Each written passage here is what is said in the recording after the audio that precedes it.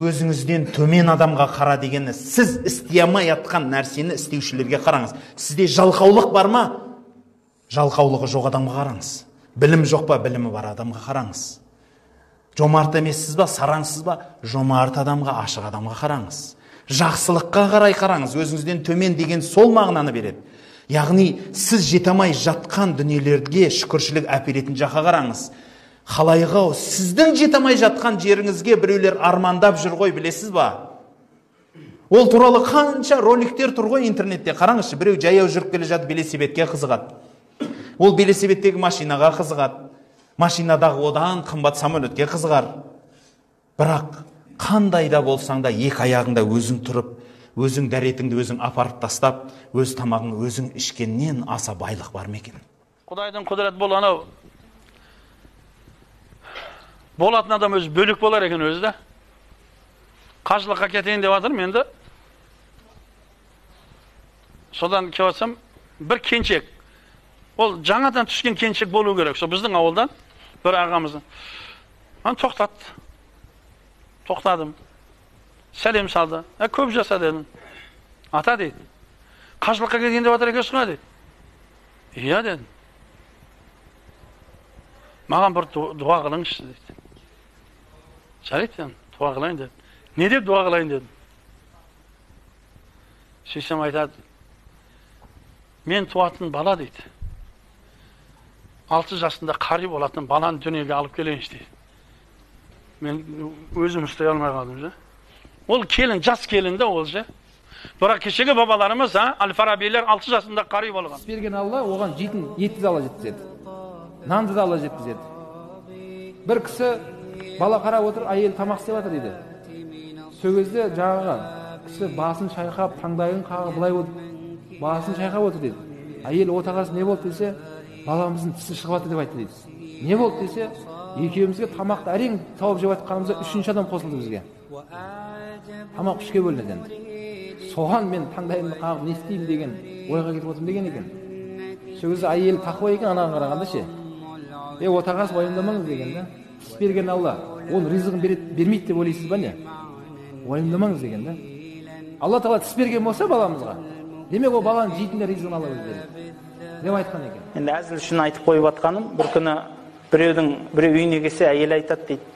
Негізі сізге мен тамақ істеп беруім маған парыз емес екен ғой, киіміңізді жуып беруім парыз емес екен ғой, балаңызды емізу де парыз емес екен ғой, тіпті менің тапқан айлығымнан сізге бөлу де міндет емес екен ғой десе, дұрыс айтасыз деп.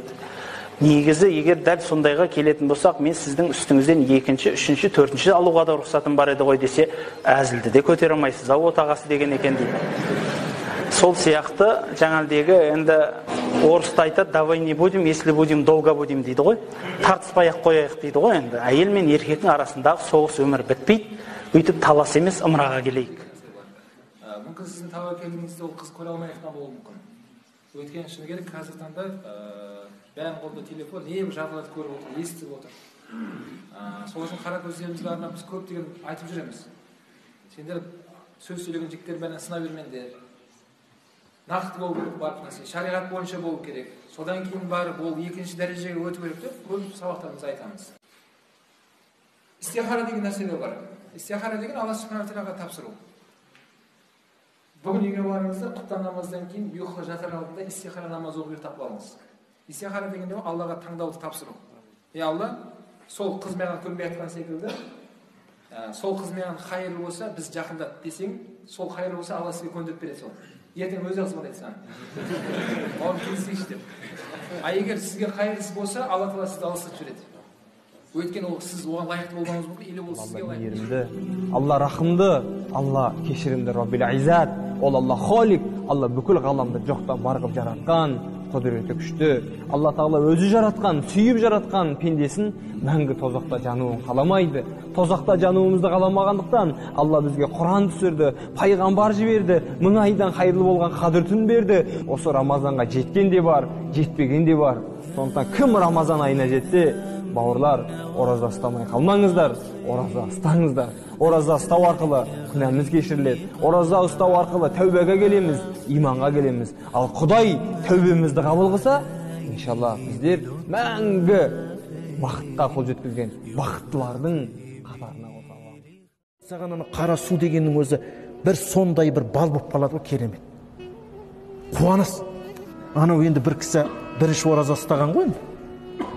Сөйтіп жаңағы ауыз ашарға келгенде қуаныш, енді анау бір күні бойы өзімді ұстап кеп, сол кезде анау жаңағы бір қолында манты дейді, бір қолында жаңа конфет жеп отырды, ұмытып кеткен ғой. Ұмытып кеткен да, қуаныш қой ол. Бәрі күліп жүрген кезде барып есіне түскен, не жеп отыр? Ол сондай жаңағы ана бір қозыларды қамап қоясың ғой, енелерін өріске жіберіп, анау ашып қалған кезде жүгіреді. Біз де солай түгел жауып тұрамыз да, анау енесіне жіберген төл секілді, анау Аллаху акбар деген кезде жүгіреміз ондастыр. Қуаныш. Мүмкін оны біреу сезбейтін шығар. Оны ораза ұстаған адам ғана біледі. Ұстазына бір шәкірті келіп айтады ғой, маған күнә жасауға рұқсат берші десе, болмайтынын біліп тұрсың ғой десе, жоқ, мен шыдай алмай тұрмын дейді. Жарайды. Онда оның 3 шарты бар дейді.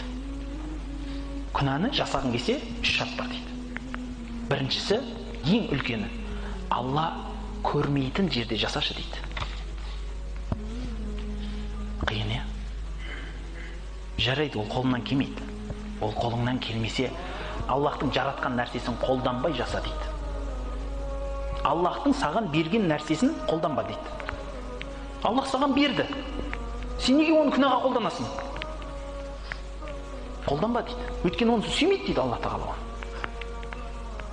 Оны да жасай алмаймын дейді. Ондай болатын болса, Аллаға білдірмей жаса дейді.